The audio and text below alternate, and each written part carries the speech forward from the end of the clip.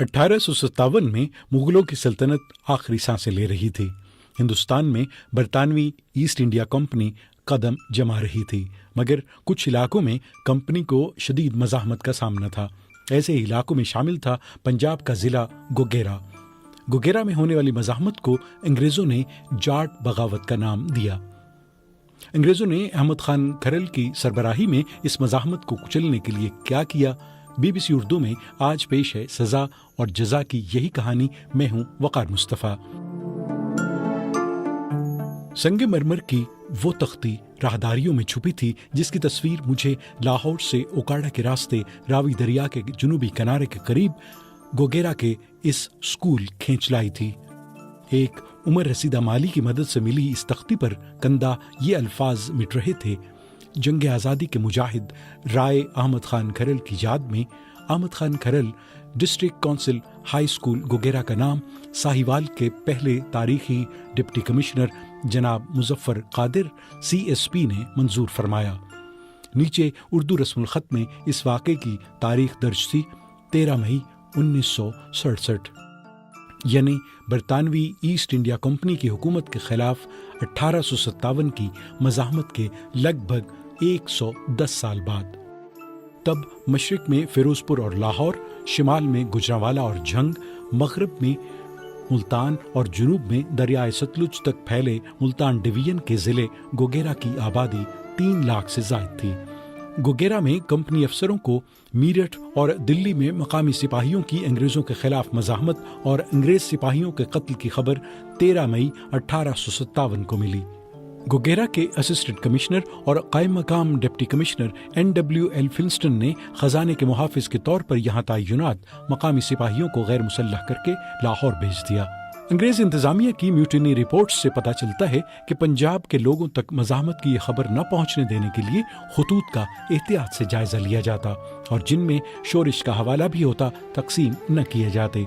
फिर भी ये खबर खरल कबीले के उमर रसीदा सरबरा अहमद खान तक पहुँची गई। म्यूटिनी रिपोर्ट्स के मुताबिक अहमद खान खरल दिल्ली और हांसी में मज़ाहमतकारों और दिल्ली में मुगल बादशाह से मुस्तकिल राबते में थे। अंग्रेज़ों की कमज़ोर हालत की खबर से यहाँ के लोगों ने हौसला पाया। जून 1857 की एक सुबह गोगेरा के extra assistant commissioner Leopold Fitzgerald Berkeley ने इलाके के सरदारों को तलब किया। नाबर कहानी में सईद भुट्टा लिखते हैं कि रावी के इस पार से अहमद खान खरल और सारंग खान आए।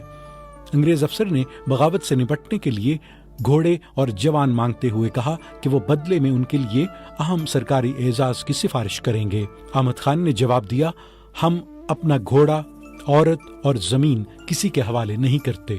8 जुलाई 1857 को गोगेरा की तहसील पाकपतन के सतलुज किनारे एक गांव लखोके में जोया कबीले ने लगान देने से इनकार कर दिया।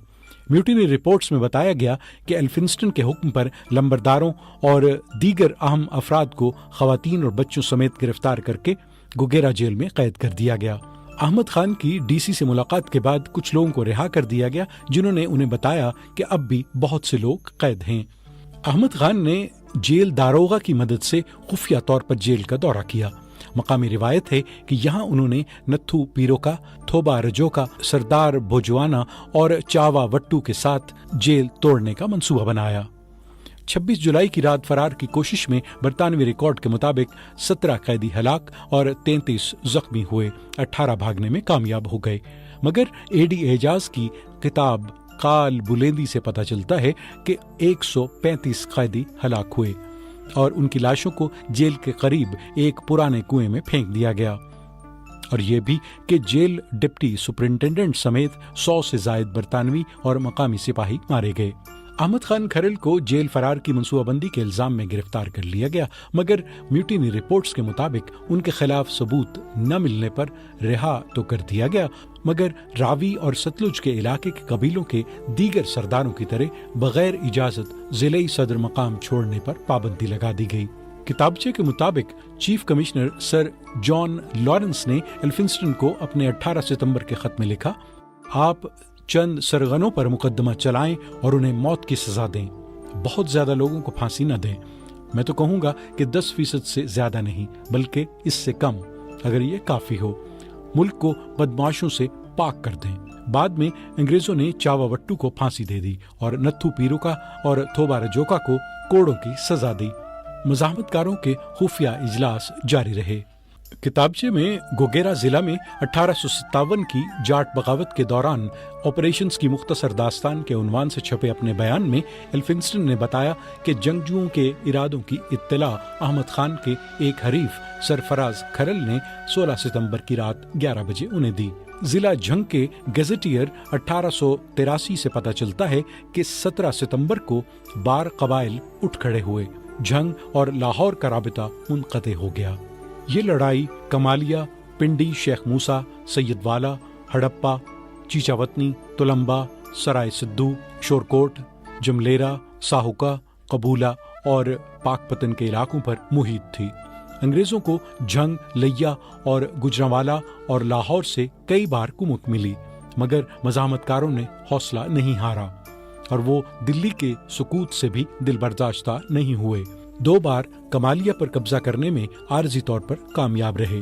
فنانشل کمشنر تھابرن کے بقول احمد خان اور ان کے ساتھی 1 مہینہ کوٹ کمالیہ پر قابض رہے۔ چیف کمشنر پنجاب کے سیکرٹری برانڈتھ نے لکھا ہے کہ 40 سے 50 میل کے علاقے میں 20 سے 30 ہزار باغی پھیلے ہوئے تھے۔ ایلفنسٹن نے برکلے کو 20 سواروں کے ساتھ بھیجا تاکہ وہ احمد خان کو ان کے گاؤں جھامرا کے سامنے راوی پار کرنے سے پہلے گرفتار کریں۔ برکلے انہیں راوی پار کرنے سے پہلے پکڑنے میں ناکام رہے کیونکہ وہاں کشتیوں کے نگران نے احمد خان کے حکم کے تحت انگریزوں کی بات ماننے سے انکار کر دیا۔ میوٹینی رپورٹس کے مطابق برکلے نے جھامرا گاؤں کو آگ لگائی اور 20 قیدیوں اور 700 مویشیوں کے ساتھ گوگیرا لوٹے۔ 20 ستمبر کو برطانوی فوج نے پنڈی شیخ موسیٰ تک کے علاقے کی تلاشی کے لیے دریا پار کیا اور قصبے کو آگ لگا دی۔ 21 ستمبر کو احمد خان اور ان کے ساتھی گشکوری کے قریب جنگل میں چلے گئے۔ جنگل گھنا تھا، اس لیے انگریزوں کو شدید لڑائی کا سامنا کرنا پڑا، لیکن پھر انہیں بڑی کامیابی مل ہی گئی۔ انہوں نے احمد خان اور بہت سے دیگر جنگجوؤں کی جان لے لی۔ مقامی روایات کے مطابق احمد خان کو جب مارا گیا وہ نماز پڑھ رہے تھے۔ ڈھارا سنگھ نے انہیں شناخت کیا اور گلاب سنگھ بیدی نے ان پر گولی چلا کر مار دیا۔ برکلے نے احمد خان کا سر اتروا کر نیزے پر رکھا اور اپنے ساتھ لے گئے۔ احمد خان کا سر گوگیرا جیل میں رکھا گیا۔ روایت ہے کہ پہرے داروں میں ایک سپاہی جھامرے کا تھا۔ ایک رات اسے خواب میں احمد خان ملے اور کہنے لگے، میرا سر اس مٹی کی امانت ہے، مگر انگریز اسے ولایت لے جانا چاہ رہے ہیں۔ پہرے کی باری آئی تو سپاہی نے سر اتار کر گھڑے میں رکھا اور جھامرے لے آیا۔ رات کے اندھیرے میں احمد خان کی قبر ڈھونڈی اور کسی کو بتائے بغیر اس کے پاس سر دفنا کر لوٹ گیا۔ اگلے روز برکلے نے جنگل میں پیش قدمی کی اور مزاحمت کاروں کے ہاتھوں مارے گئے۔ مراد فتیانہ نے نیزے سے پہلی ضرب لگائی، سوجا بدرو نے ڈانگ سے کام تمام کر دیا۔ برکلے نے مرنے سے پہلے 6 لوگوں کی جان لی۔ برکلے کے 50 سے زیادہ سپاہی یہاں جان سے گئے۔ ایلفنسٹن نے رپورٹ کیا، یہ مہم ہمارے لیے شدید نقصان لیکن باغیوں کے لیے ناقابل تلافی تباہی پر ختم ہوئی۔ احمد خان کھرل کے بعد تحریک کی سربراہی کے خلا پر جان لارنس کا کہنا تھا، اگر ایک بھی باصلاحیت رہنما انہیں میسر آ جاتا تو ہمیں ناقابل تلافی نقصان اٹھانا پڑتا۔ محمد حسن معراج لکھتے ہیں، کئی دہائیوں بعد احمد علی خان کو دادا احمد خان کی قبر پکی کرنے کی سوجی۔ قبر کے ارد گرد بنیادیں کھودی جا رہی تھیں کہ ایک کدال گھڑے کو لگی۔ مزدوروں نے گھڑا توڑا تو اندر سر تھا۔ 110 سال پرانی وجاہت میں ذرا فرق نہیں پڑا تھا۔ داڑھی کے بال ویسے ہی باریک تھے اور آنکھیں ویسی ہی سالم تھیں۔ احمد علی خان نے دوبارہ جنازہ پڑھایا، سر جسم کے ساتھ دفن ہو گیا۔